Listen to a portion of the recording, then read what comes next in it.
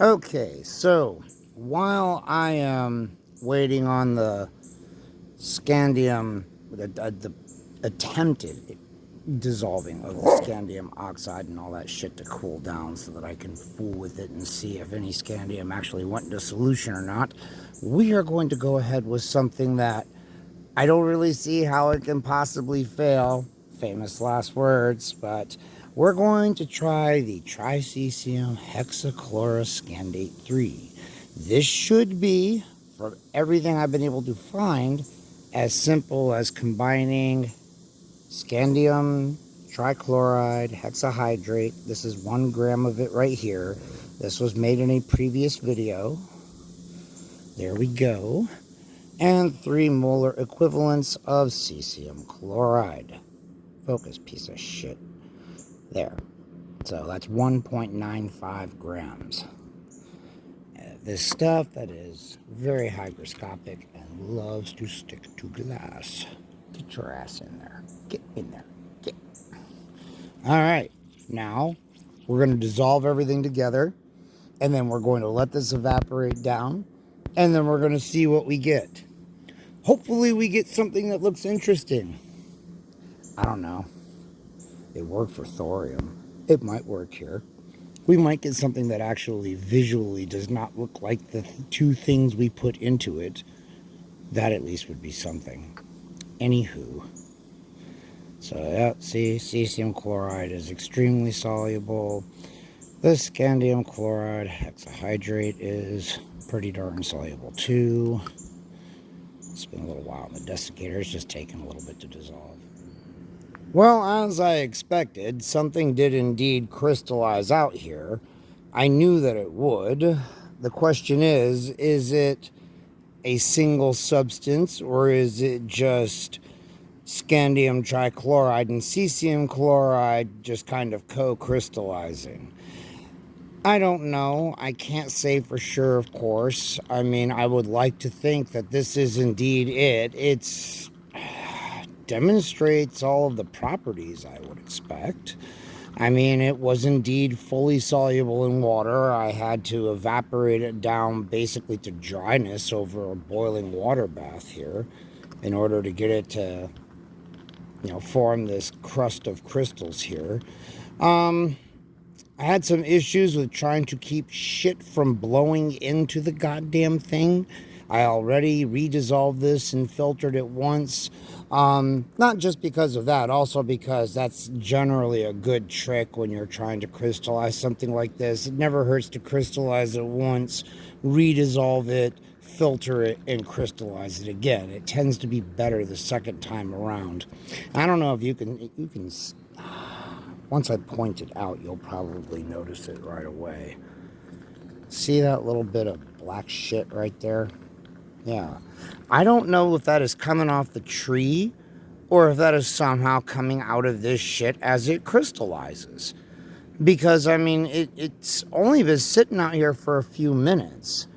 And I'm not seeing little bits of shit like that in anything else. I mean, the Scandia was out here boiling in this open beaker for an hour.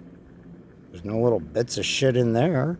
So I don't know where it's coming from. And yes, of course, the beaker is not nearly, doesn't have as wide an opening. Yeah, it probably is just bits of shit blowing off these trees. I don't know what the deal is this year, man. But these things have been dropping leaves all fucking summer long. It's bizarre. They're not dying. They seem to be just fine. But for whatever reason, there's just this constant low-level rain of shit coming out of them, and it's driving me nuts.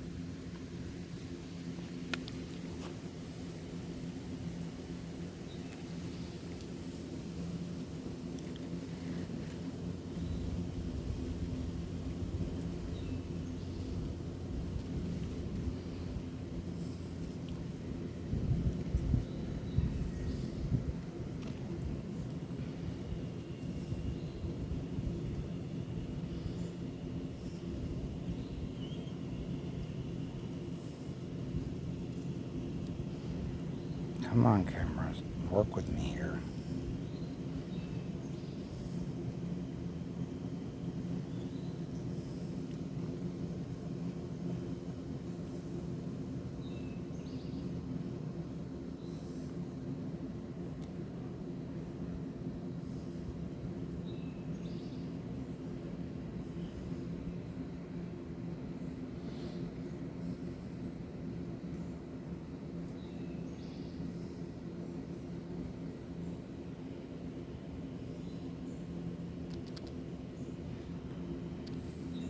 Come on, you piece of shit.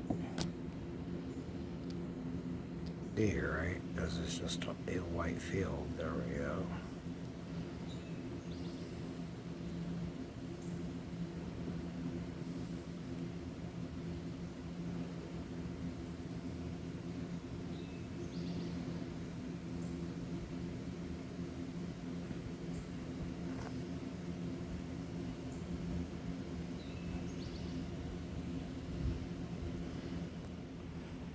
Okay, I have noticed something here.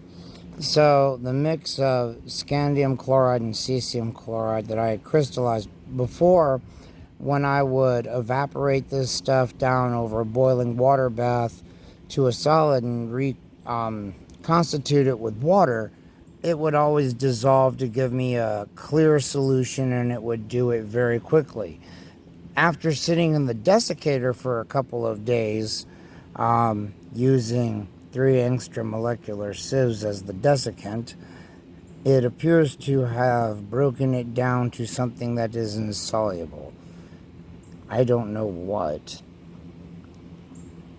That is very curious. It can't have anything to do with the cesium chloride, because that's going to stay soluble. Unless, well, no. I know that trying to dehydrate a rare earth halide can break it down.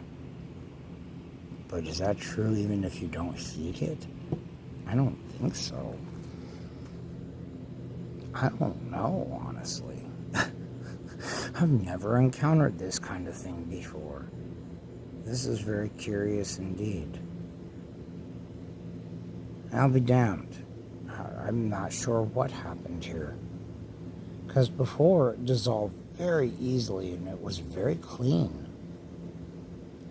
But after just sitting in a desiccator for a few days with desiccant that would suck the water off of anything. I mean, it's dehydrated other salts before. Because it's done it with nickel chloride. It's easy to see with that one. It goes from green to yellow as it dehydrates. And yes, it'll do it just sitting in the desiccator. So you can remove water of crystallization that way. Coordinate covalent bonds are weak. Huh. Well, if anybody has any thoughts, I'd love to hear them, because I'm stumped on this one.